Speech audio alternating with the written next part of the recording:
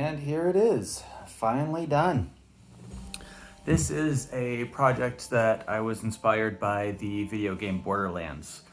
Back when I was playing the original, back in the day, I really liked the way that the treasure chests in that game operated, and I thought it would be really cool to build one.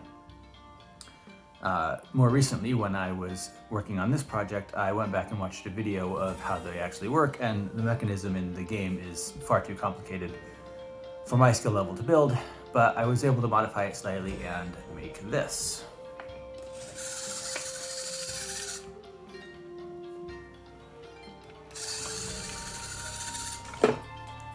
Since it's a treasure chest in Borderlands, I figured something like a treasure chest, in this case a jewelry box, seemed appropriate. So what I've got here is a light on the front with just an LED built into the switch. And then on the bottom I've got a NeoPixel LED strip where I can flash my rainbow. And inside the lid I've also got another NeoPixel strip that I'm using to shine a mostly white light on the interior for light. I've got the main cavity here where you can put bracelets and bigger items.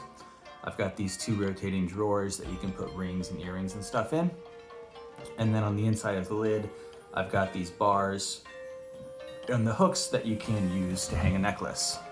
So the concept here is you drop the necklace behind the top bar and then hook it over one of those. And then you drop it behind this bar. And this prevents the necklace from running into these trays, this back bar. When it closes, it just kind of keeps the necklaces towards the back.